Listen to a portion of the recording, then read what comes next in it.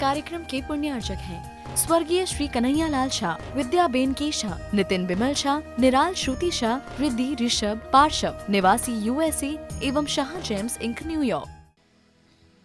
एक दिया जलता है, उसका प्रकाश केवल जलाने वाले को ही नहीं मिलता है। जो जलाता है वही प्रकाशित नहीं होता है, बल्कि उस दिए के आसपास जो होते हैं वह भी प्रकाशित हो जाते हैं। दिया किसी एक का हो सकता है, लेकिन प्रकाश किसी एक का नहीं हो सकता है। प्रकाश में सभी प्रकाशित होते हैं। दिया जैन का, बौद्ध का हो सकता है, हिंदू का हो सकता है, लेकिन प्रकाश पर किसी समाज का अधिकार नहीं होता है, किसी व्यक्ति का अधिकार नहीं होता है। कभी कभी लगता है कि वर्षों पुराना हमारा अंधकार है और उस अंधकार को मिटाने के लिए बहुत वर्षों की जरूरत नहीं होती है। हजारों वर्ष पुराना अंधकार हो तो 1000 दिए जलाने की जरूरत नहीं होती है। लाखों वर्ष पुराना भी अंधकार हो तो लाख दिए नहीं जलाना पड़ते हैं। एक दिया जलाओ, पल भर में लाखों वर्ष क्या, कल्प काल में भी अंधेरा जो हमारे जीवन में है वह भी एक दिन में, एक क्षण में शांत हो जाता है।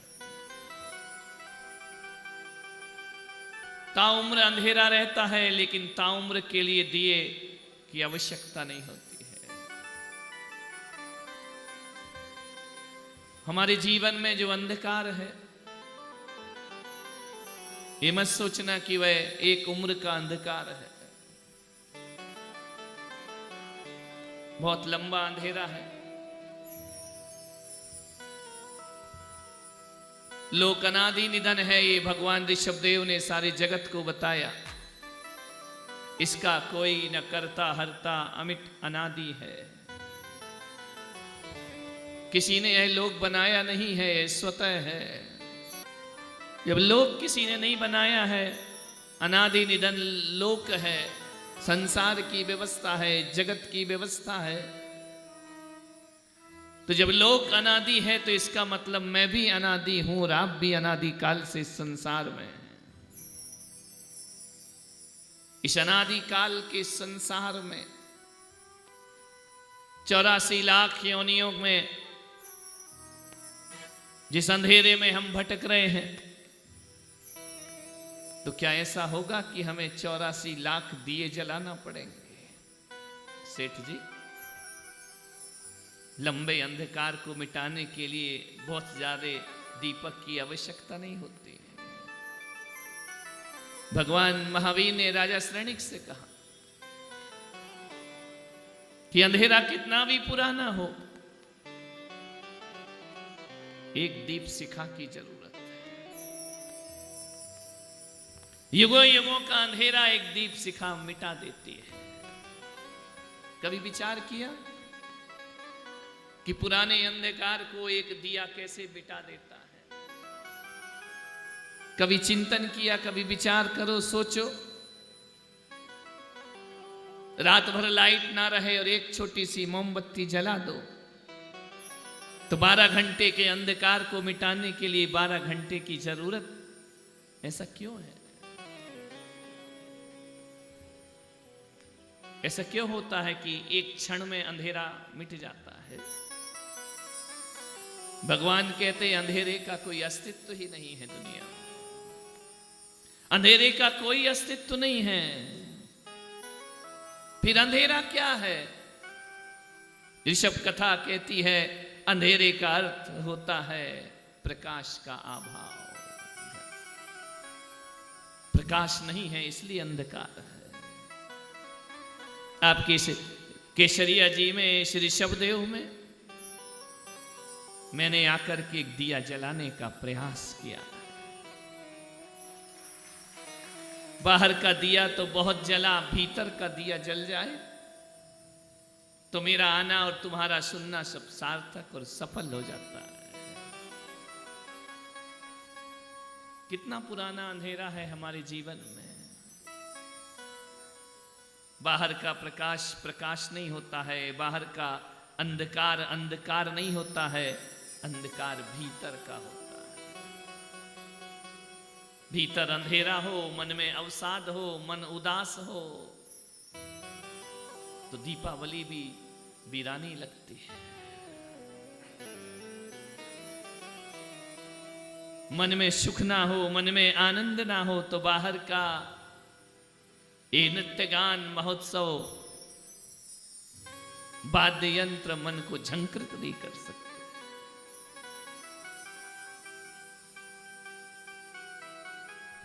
ऋषभदेव भगवान के चरणों में बैठकर भी ऋषभदेव यदि हमारे हृदय में नहीं आए तो हमारा ऋषभदेव में रहना व्यर्थ हुआ करता है। ऋषभदेव में रहकर भी ऋषभदेव को हृदय में लाना ये तुम्हारी सबकी जिम्मेदारी हुआ करती है, मेरी जिम्मेदारी होती। सब में शिखर जाओ और सब में शिखर हृदय में ना आ पाए तो समझना जाना और नहीं जाना बराबर हुआ करता है। ये हमारी नैतिक जिम्मेदारी है, हमारी धार्मिक जिम्मेदारी है। काया के नगर में आकर हम बैठे हुए हैं। कभी डिस्कवरी चैनल देखा? कैसे कैसे जीव प्राणी इस संसार में।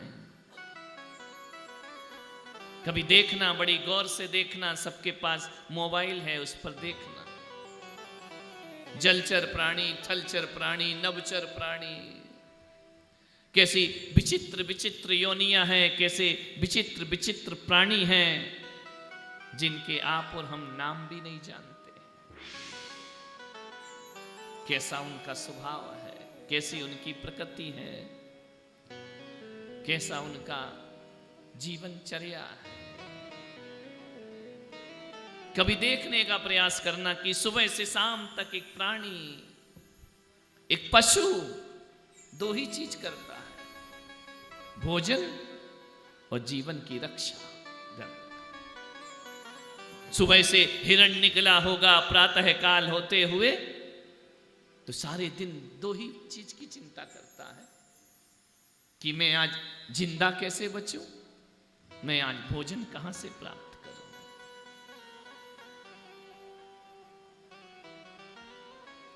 सिंह है तो वह भी भागता है भोजन की तलाश में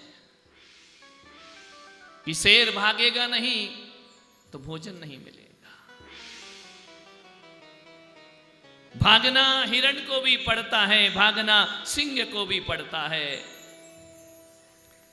हिरण भागता है कि भागूंगा नहीं तो बचूंगा नहीं, और सिंह पीछे भागता है कि भागूंगा नहीं तो खाऊंगा क्या।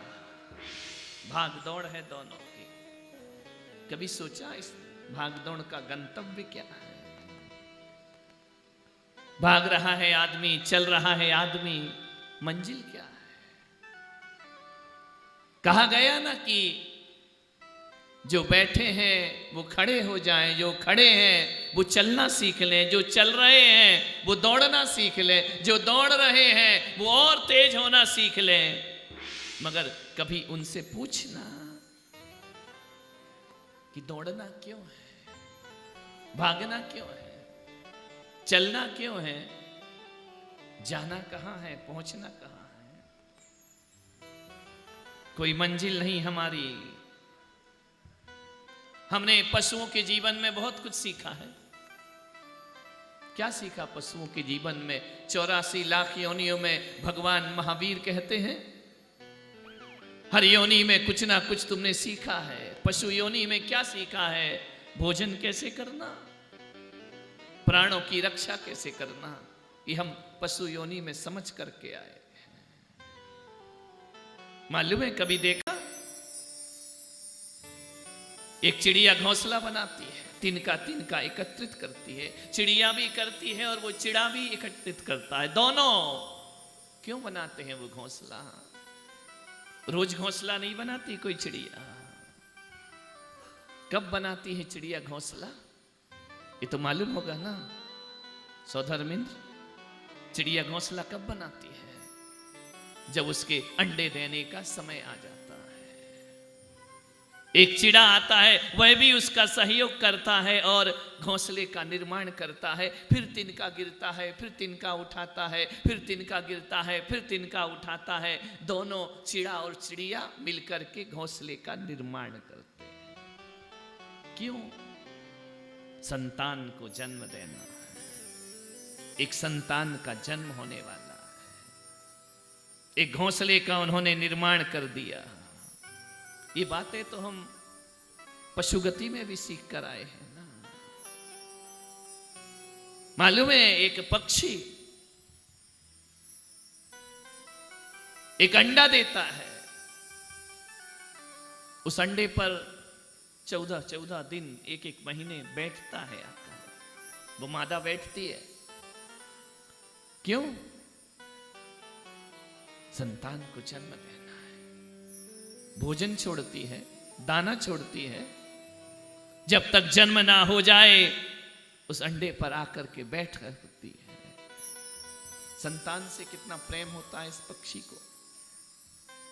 एक दाना उठाते हैं, ले जाकर के वह दाना संतान के मुख में डालती है, अपने मुख में डालती है। उसी चोंच से वह घोंसले का निर्माण किया करती है। मान्यवर, मैं इसलिए ये बता रहा हूं कि यही काम यदि तुम मनुष्य गति में करते रहोगे तो मनुष्य की महिमा का क्या होगा? तुम महिमावान हो, तुम महान हो। ये सब करना पशु गति का काम। विचार करिए, एक मनुष्य है जो धरती पर अधूरा पैदा होता है। पशु पूरे पैदा होते हैं, जानवर पूरा पैदा होता है, नारकी पूरे पैदा होते हैं, देवता पूरे पैदा होते हैं, लेकिन मनुष्य ऐसा है जो इस धरती पर अकेला अधूरा पैदा होता है। आप लोग बोलो ना, ऐसे शांति से क्यों बैठे हो? अधूरे पैदा हुए हो या पूरे पैदा हुए हो? बोलिए महिलाओं, पूरे पैदा हुए, अधूरे पैदा हुए हैं? विचार करना। ये कथा है, यहां पे बिल्कुल शांति से मेडिटेशन की तरह नहीं बैठना है। आपको जुड़ना है, मन को जोड़ने का प्रयास करना है। जुड़ोगे तो कथा का आनंद आएगा। कथा क्या होती है? कथा वह जो व्यथा मिटा देती है जीवन की। और ऋषभ देव की कथा व्यथा को मिटाने वाली कथा है। पूछा गया, महाराज श्रेणिक ने महावीर से पूछा, ये संसार क्या है? जगत क्या है भगवान? भगवान ने कहा कि देखो, जो प्रवृत्ति तुम कर रहे हो यही प्रवृत्ति पशु की है। मनुष्य अधूरा पैदा होता है, पूरा पैदा नहीं हुआ आज तक कोई मनुष्य। आप कहेंगे हम तो पूरे पैदा हुए हैं, आधे थोड़ी हुए हैं कि 9 महीने बाद अभी आधे पैदा हो गए, आधे 15 महीने बाद पैदा हो गए। भगवान महावीर उसकी बात नहीं कर रहे। मनुष्य अधूरा है। एक गधा जीवन के अंत समय तक गधा ही रहेगा या घोड़ा भी बन सकता है? बोलिए, एक्सपीरियंस ज्यादा होगा, देखा होगा। बहुत गधे हैं यहाँ, मंदिर जाओ तो मिलते हैं। विचार, एक गधा जन्म से लेकर मृत्यु तक गधे से ज्यादा कुछ नहीं बन। कितनी भी कोशिश कर ले, कितना भी प्रयास कर ले, कितना भी पुरुषार्थ कर ले, वो रहेगा तो गधे का। घोड़ा कभी शेर बन सकता है क्या? कौन सा प्रयास करोगे कि घोड़ा शेर बन जाए? बंदर कभी हाथी बन सकता है क्या? कितनी भी मेहनत कर ले, कितनी भी उछल कूद कर ले, बंदर जीवन के अंत तक बंदर ही रहेगा। देवता सौधर्मेंद्र, ईशान इंद्र, शानत कुमार इंद्र पूरे जीवन भर देव ही रहेंगे या कुछ और बन जाते हैं? बोलिए। इंद्र सौधर्म इंद्र, जन्म से लेकर मृत्यु तक इंद्र ही रहेगा ना, कि कुछ और भी बन सकता है। नारकी जीवन भर नारकी ही रहता है, वह कुछ नहीं बन सकता अपने जीवन में। लेकिन ऋषभ देव वालों, मनुष्य ऐसा है, यदि वह सत्कर्म करता है, अच्छे कर्म करता है, तो आत्मा से महात्मा भी बन जाया करता है और महात्मा से परमात्मा भी हो जाया करता है। और दुष्कर्म करता है तो मनुष्य से पशु भी हो जाता है और पशु से नरक की भी यात्रा कर लिया करता है। इसलिए मैंने कहा मनुष्य में अनंत संभावनाएं हैं। वह जीवन भर मनुष्य ही रहे ऐसा जरूरी नहीं है। यह तीर्थंकरों की कथा है, तीर्थंकरों की आदर्श है, उनका चरित्र है कि हमारे यहाँ कंकर भी तीर्थंकर हो जाता है, हमारे यहाँ पशु सत्पुरुषार्थ करे तो परमेश्वर हो जाया करता है, और हमारे यहाँ वह स्थिति है कि आत्मा यदि सत्पुरुषार्थ करती है तो वह परमात्मा का रूप ले रूपांतरण करना है, अपने जीवन का रूपांतरण इस कथा के माध्यम से आपको करना है। कैसे होगा? मन को पवित्र बनाना पड़ेगा। महिलाएं घर को झाड़ू लगाती है ना ऋषभ देव में। यहां तो नौकरानी नहीं आती है ना, नहीं आती ना, आती है? कब सीखोगे तुम झाड़ू लगाना? झाड़ू लगाना भी नहीं आता है, ध्यान रखिए। नौकरानी से ही झाड़ू लगवाओगी, तुम झाड़ू नहीं लगाओगे। झाड़ू लगाने के कई फायदे हैं। अब तो झाड़ू भी बड़ी लंबी लंबी आने लगी है, झुकने की जरूरत ही नहीं है। झुकते नहीं है तो घुटनों में दर्द प्रारंभ हो जाया करता है, झुकते नहीं है कमर टूट जाया करती है। पहले के बुजुर्ग झुक करके झाड़ू लगाया करते। झाड़ू लगाने से एक फायदा ये है कि झाड़ू लगाने से हमारे मन में ये आता है कि जीवन में कोई भी काम छोटा नहीं हुआ करता है। झाड़ू भी सलीके से लगाई जाए तो वह काम भी जीवन की बहुत बड़ी कला हो सकती है, ध्यान रखिए। इस कार्यक्रम के पुण्यार्चक थे स्वर्गीय श्री कन्हैया लाल शाह, विद्याबेन के शाह, नितिन बिमल शाह, निराल श्रुति शाह, रिद्धि ऋषभ पार्शव, निवासी USA एवं शाह जेम्स इंक न्यूयॉर्क।